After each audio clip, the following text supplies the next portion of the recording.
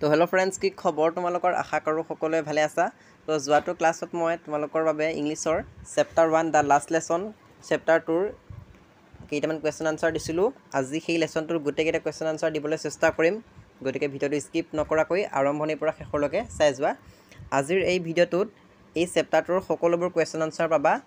এই লেচনটোৰ গোটেইবোৰ important question আজিৰ ভিডিঅ'টোত আলোচনা কৰা হ'ব, গতিকে তোমালোকে ভিডিঅ'টো স্কিপ নকৰাকৈ চাই যোৱা।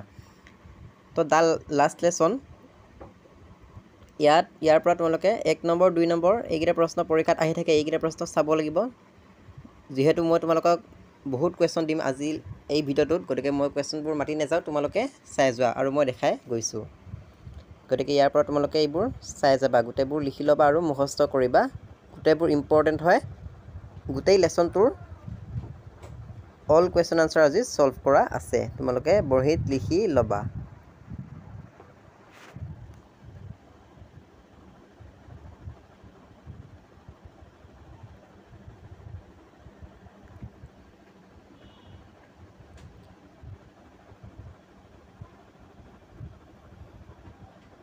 Very short question answer. 1 number যিটো আছে এইটো ইম্পৰ্টেণ্ট হয়, 1 মাৰ্কৰ বাবে এই প্ৰশ্নটো আহে। এই প্ৰশ্নটো 2013 বৰ্ষত ফাইনেল পৰীক্ষাত আহিছিলে, এই প্ৰশ্নটো আহে। আৰু 2টো আহে, এই 2 নম্বৰ প্ৰশ্নটো 2024 চনত আহিছিলে, আৰু 3 নম্বৰ প্ৰশ্নটো 2015 চনত আহিছিলে, আৰু 4 নম্বৰ প্ৰশ্নটো 2016 চনত আহিছিলে। এইকেইটা প্ৰশ্ন টেষ্ট পৰীক্ষাত বাৰে বাৰে আহি থাকে, গতিকে এইকেইটা প্ৰশ্ন তোমালোকে চাব লাগিব।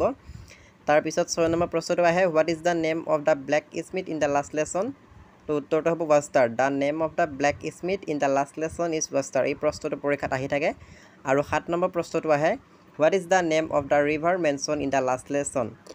তো নদীখনৰ নাম কি আছিলে? The river mention in the last lesson is sir. গতিকে এই প্ৰশ্নটো 2019 চনত আহিছিলে। এই প্ৰশ্নটো ফাইনেল পৰীক্ষাত আহি থাকে, গতিকে এইকেইটা প্ৰশ্ন তোমালোকে চাব লাগিব। 8 নম্বৰ প্ৰশ্নটো তোমালোকে চাব লাগিব। তাৰপিছত who is the author of the story the last lesson? তো দ্য লাষ্ট লেচন কবিতাটোৰ কোনে লিখিছিলে? আলফন্স ডৌডেট। এই প্ৰশ্নটো পৰীক্ষাত আহে, গতিকে চাব লাগিব। প্ৰতিটো লেচনৰ প্ৰতিগৰাকী ৰাইটাৰ নাম তোমালোকে মনত ৰাখিব লাগিব, পৰীক্ষাত তাৰ ওপৰত প্ৰশ্ন আহে। তাৰপিছত 2 নম্বৰ প্ৰশ্নটো তোমালোকে চাব লাগিব, 3টো চাব লাগিব, ইয়াৰ পৰা এইকেইটা চাবই লাগিব। তাৰপিছত হোৱাট ইজ পাৰ্টিচিপলছ? পাৰ্টিচিপলছ কি হয়? এই প্ৰশ্নটো আহে। তাৰপিছত 7 নম্বৰটো, what did France think for a moment? এই প্ৰশ্নটো আহে, গতিকে এইকেইটা প্ৰশ্নটো তোমালোকে চাবই লাগিব। গতিকে চাই যোৱা, মই দেখাই গৈছোঁ।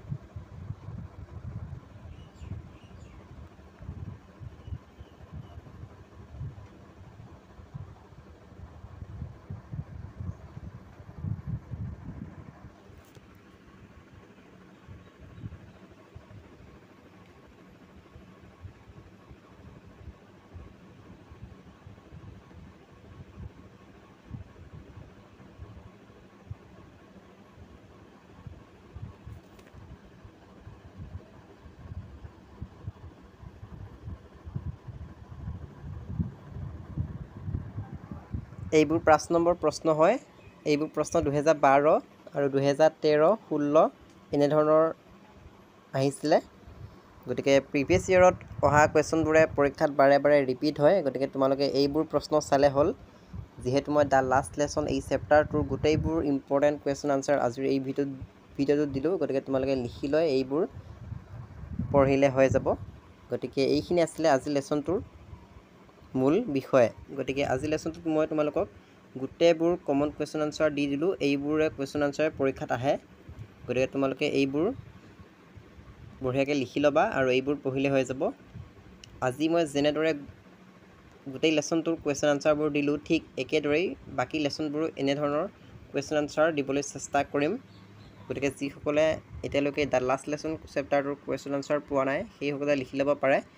আগৰ ভিডিঅ'টোতো মই দ্য লাষ্ট লেচনৰ কুৱেশ্যন আনচাৰ কেইটামান দিছিলোঁ, আৰু আজিৰ এই ভিডিঅ'টোত মই গোটেই কমন কুৱেশ্যন আনচাৰবোৰ দি দিলোঁ। এইবোৰে হৈছে কমন কুৱেশ্যন আনচাৰ। তোমালোকে এইবোৰে বঢ়িয়াকৈ স্ক্ৰীনশ্বট মাৰি লিখি ল'বা আৰু এইবোৰে পঢ়িবা, ইয়াৰ পৰা পৰীক্ষাত কমন পৰিব। গতিকে ভিডিঅ'টো চাই কেনে লাগিল কমেণ্ট বক্সত জনাবলৈ নাপাহৰিবা। যিসকলে আমাৰ হোৱাটছআপ গ্ৰুপত জইন হৈ নাই, হোৱাটছআপ গ্ৰুপত জইন হৈ ল'ব পাৰিবা, আৰু যিসকলে টেলিগ্ৰাম গ্ৰুপত জইন হোৱা নাই সেইসকলে টেলিগ্ৰাম গ্ৰুপত জইন হৈ ল'ব পাৰিব। ডেছক্ৰিপশ্যনত লিংক দিয়া আছে। গতিকে দ্য লাষ্ট লেচনটোৰ ইমানেই কুৱেশ্যন আনচাৰ আছে, এইখিনি কুৱেশ্যন আনচাৰ পঢ়িলে তোমালোকৰ পৰীক্ষাত মাৰ্কছ পাবা। গতিকে যিসকলে চেনেলটো ছাবস্ক্ৰাইব কৰা নাই ছাবস্ক্ৰাইব কৰি লোৱা, আৰু যিসকলে আগৰ ভিডিঅ'সমূহ চোৱা নাই আগৰ ভিডিঅ'সমূহ সংগ্ৰহ কৰিব পাৰে।